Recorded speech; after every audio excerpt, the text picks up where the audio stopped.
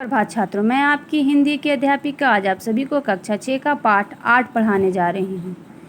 तो मैंने पहले पाठ में आपको आधा पाठ पढ़ा चुकी हूँ और आइए आधा पाठ मैं इस भाग में पढ़ती हूँ। तो पहले में हमने पढ़ा कि किस प्रकार अगर आप भले हो तो आपको पूरा जग भला ही दिखाई देता है। तो अगर सचमुच कुछ त्रुटियाँ हैं जिनकी ओर निंदक हमारा ध्यान खींचता है तो उन अवगुणों को दूर करना हम सभी का कर्तव्य हो जाता है। यानी कि अगर कुछ बुराई है और निंदक आपका ध्यान उधर खींचता है तो उन बुराइयों को दूर करना आप सबका कर्तव्य है। जिसने उनकी ओर ध्यान दिलाया उसका उपकार ही मानना चाहिए। एक दिन एक सज्जन से कुछ गलती हो गई। हमारे मित्र तुरंत बिगड़ कर बोले, देखिए महाशय, यह आपकी सरासर गलती है, आइंदा ऐसा करेंगे तो ठीक नहीं होगा। बेचारे महाशय जी बड़े दुखी हुए, उनका अपमान हो गया, मन में क्रोध जागृत हुआ, उनके मन में गुस्सा आया और वो बिना कुछ उत्तर दिए ही उठकर वहाँ से चले गए। दूसरे दिन उन्होंने देखा कि वो महाशय जी एकांत में कहा, देखिए गलती तो सभी से होती है। जब लेखक उनसे मिलते हैं तो एकांत में कहते हैं कि गलती तो सभी से होती है, ऐसी गलती मैं भी कर चुका हूँ, दुखी होने का कोई कारण नहीं। आप तो बड़े समझदार हैं, कोशिश करें तो यह क्या बड़ी से बड़ी गलतियां सुधारी जा सकती है, ठीक है ना। यानी लेखक उन्हें अकेले में ये सारी बातें समझा देते हैं।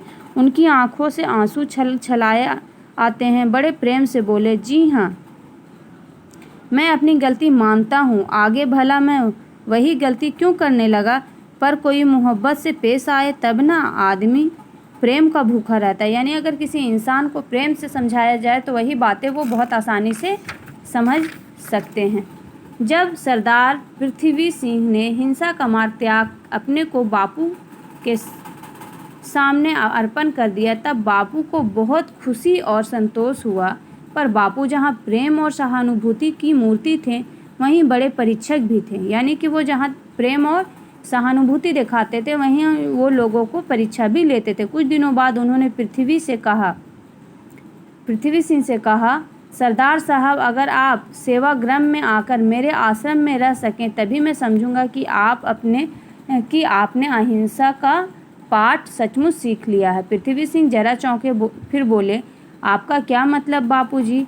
भाई मेरा आश्रम तो बापूजी कहते, भाई मेरा आश्रम तो एक प्रयोगशाला ही है। जिन लोगों की कहीं किसी से नहीं बनती अक्सर वो मेरे पास आ जाते हैं। उन सबको एक साथ रखने में मैं सीमेंट का काम करता हूँ और वह सीमेंट मेरी अहिंसा है। मैं समझ गया बापूजी, पृथ्वी सिंह बोलते हैं, और आगे की कहानी यहाँ कहने की ज़रूरत नहीं, पर इसमें बापू के प्रेममय व्यवहार की एक झलक मिल जाती है। उन्होंने प्रेम और सहानुभूति से कितने ही व्यक्ति को अपनी ओर खींचा था।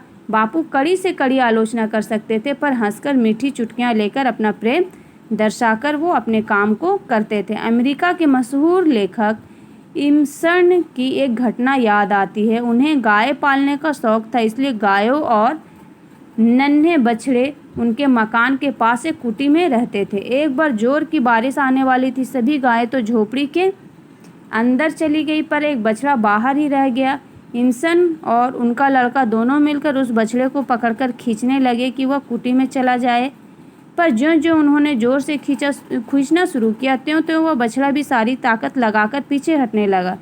बेचारे इमर्सन बड़े परेशान हुए।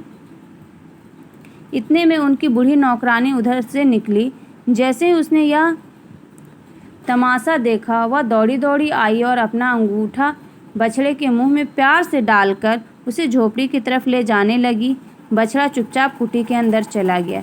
वह अनपढ़ नौकरानी किताबें और कविताएं लिखना नहीं जानती थी पर व्यवहार कुशल अवश्य थी, और अब जानवर भी प्रेम की भाषा समझते हैं तो फिर मनुष्य क्यों नहीं समझेंगे। कल हमारे मित्र का रसोइया बिना खबर दिए ही चला गया। बेचारा करता भी क्या, सुबह से शाम तक उसको महाशय की डांट खानी पड़ती थी। तूने आज दाल बिल्कुल बिगाड़ दी, उसमें नमक बहुत डाल दिया। अरे बेवकूफ़, तुझे साग में नमक ही नहीं डाला, या जली रोटी कौन खाएगा रे, आदि की झड़ी लगी रहती थी। जब कोई भी चीज़ बिगड़ जाती तब उसे दिल खोलकर डांटा जाता, पर अच्छा भोजन बनाने पर कभी तारीफ के 2 शब्द ना बोले जाते। बेचारा कुछ रुपए का नौकर यंत्र नहीं बन सकता। तंग आकर भाग जाने के सिवाय उसके पास और कोई चारा न था। कहने का मतलब यह है कि उसकी किसी ने नहीं बनती, न मित्रों से, न ऑफिस के कर्मचारियों से और न ही घर के नौकरों से।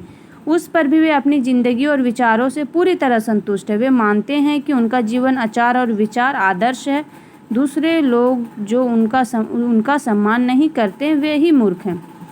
ग्रीस के महान संत सुकरात ने एक बात बड़े पते की कही थी, जो मनुष्य मूर्ख है और जानता है कि वह मूर्ख है वही ज्ञानी है, पर जो मूर्ख है और नहीं जानता है कि वह मूर्ख है वह सबसे बड़ा मूर्ख है। अच्छा हो सुकरात के इस विचार को मेरे मित्र अपने कमरे में लिखकर टांग लें, पर उन्हें यह कहने का साहस कौन करे। यानी लेखक का कहना यह है कि किसी भी इंसान को अगर किसी की बुराई निकालनी है या किसी में दोष ढूंढना है तो पहले वो खुद की बुराई और खुद के दोष को ढूंढे, जिससे कि वो सभी के नज़रों में ऊंचे हो जाएंगे और वो हर किसी के लोकप्रिय बन जाएंगे। ये पाठ यहीं पे समाप्त हुआ। उम्मीद करती हूँ कि आप सभी को ये पाठ अवश्य समझ में आया होगा। धन्यवाद।